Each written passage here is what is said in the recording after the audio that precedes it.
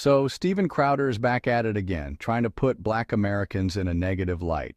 He went to a black barber shop to debate black men. Crowder is talking about black fatigue and how, supposedly, white people have black fatigue.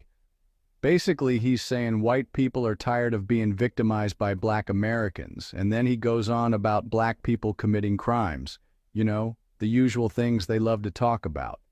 But what they don't want to talk about is this: the United States. Now, if you look at crime and violence data from the FBI when it comes to them, white Americans actually commit the majority of crimes in absolute numbers, just because they make up the largest share of the population.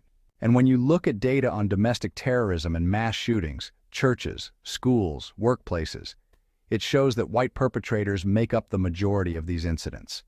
Like, take the Charleston church shooting, the Buffalo supermarket shooting, and then there's Thomas Jacob Sanford, a 40-year-old white man. Sanford drove his pickup truck into the church during a Sunday service, opened fire on the congregation with an assault rifle, and set the building ablaze using gasoline. And how about Charlie Kirk and his alleged assassin, Tyler James Robinson, a 22-year-old white student from Utah? And honestly, there are numerous other mass shooting events. You see, it's time to tell the truth and get to the root of the problem here in America.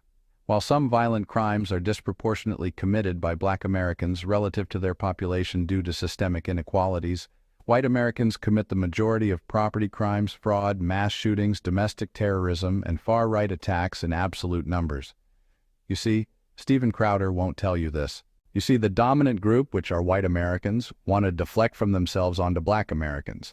The thing is, black Americans are not the dominant group here in the United States. While black Americans have made major contributions and hold growing political, cultural, and economic influence, they do not currently control the majority of institutional, economic, or political power in the country.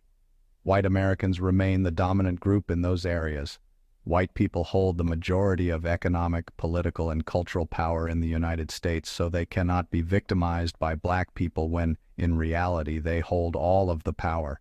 And by the way, the term white fatigue was hijacked by white people just like affirmative action and DEI. And the term black fatigue was popularized by Mary Frances Winters in her 2020 book, Black Fatigue: How Racism Erodes the Mind, Body, and Spirit.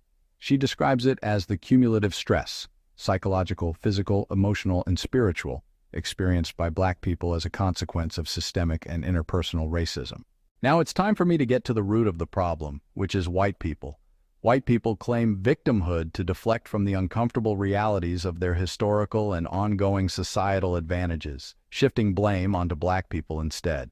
Acknowledging these systemic and historical harms doesn't just feel uncomfortable, it reveals that white people, as the dominant group, have been the primary agents of oppression and harm in America from the beginning.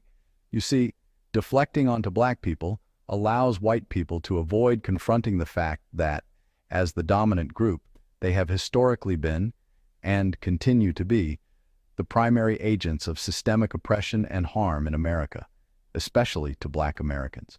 White people avoid admitting this because acknowledging their historical and ongoing role in systemic oppression is uncomfortable and challenges their perception of themselves. So, their deflection onto black people serves as a way for white people to avoid confronting their own role and responsibility in systemic oppression, meaning the criticism is really about themselves.